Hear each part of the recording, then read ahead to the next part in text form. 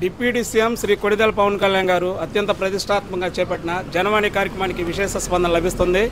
మరీ ముఖ్యంగా టిట్కోయిలకు సంబంధించి, డ్వాక్రా గ్రూపులకు సంబంధించి, భూ కబ్జాల గురించి, అక్రమ కేసుల గురించి, వ్యభిచార గృహాల గురించి వైసీపీ ప్రభుత్వం గత 5 సంవత్సరాల్లో ఎవరి చేత అయితే నలిగివేయబడ్డారో వాళ్ళందరూ ఇక్కడికి వచ్చి కంటదాడి పెడుతుంటే హృదయ విదారకంగా ఉంది. మరి ఇక్కడికి ఎందుకు వచ్చారమ్మంటే వాళ్ళు చెబుతుంది ఏంటంటే, ఇప్పుడున్న ఈ పరిస్థితుల్లో మేము పవన్ కళ్యాణ్ గారి మాటతో కూటమిని గెలిపించింది.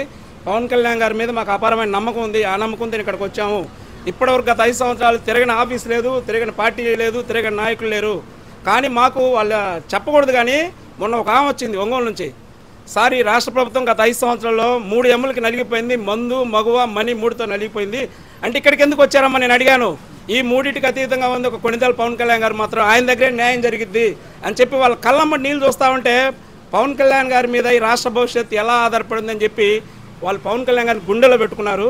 సమస్య పరిష్కారం కూడా ఇప్పుడు మీరు చూసుంటారు. పి గన్నవరం ఎమ్మెల్యే సత్యనారాయణ గారు చాలా ఓపికగా ప్రతి ఒక్క సమస్య వింటున్నారు, శాంతంగా వింటున్నారు. సంబంధిత అధికారులు, అది రెవెన్యూ ఆఫీసర్లా, పోలీస్ ఆఫీసర్లా, లేకపోతే సంబంధిత ఒక్కొక్కసారి న్యాయస్థానాల పరిధి దాటి మానవతా దృక్పథంతో ఆలోచించి సమస్యకు పరిష్కారం 100కి 90% అవుతున్నాయండి.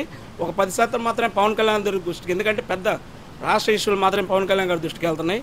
ఒక కొన్ని సామాజిక పరిస్థితుల్లో, రాజకీయ పరిస్థితుల్లో, న్యాయ వ్యవస్థ పరిధిలో ఉన్నాయి మాత్రమే మేము ఫార్వర్డ్ చేస్తూ ఉన్నాం. మిగిలిన మాత్రం తక్షణ పరిష్కారం చేస్తున్నాం. జనవాణి చాలా అద్భుతమైన కార్యక్రమం. సమస్యలకు ఎక్కడే పరిష్కారం చేయబడి, ఇది జనవాణి జనతా గ్యారేజ్ లాంటిది. ఇక్కడ సమస్యలు పరిష్కరించబడి అని చెప్పి రాష్ట్రం జనసేన గ్యారేజ్ ఇది. రాష్ట్రం నలుమూల నుంచి ఇక్కడ మెకానిక్గా పవన్ కళ్యాణ్ గారు సమస్యలు పరిష్కారం చేస్తున్నారు. ఈ ప్రతిష్టాత్మక ఈ జనవాణి కార్యక్రమం పాల్గొనడం మేము చాలా గౌరవంగా భావిస్తూ ఉన్నాం.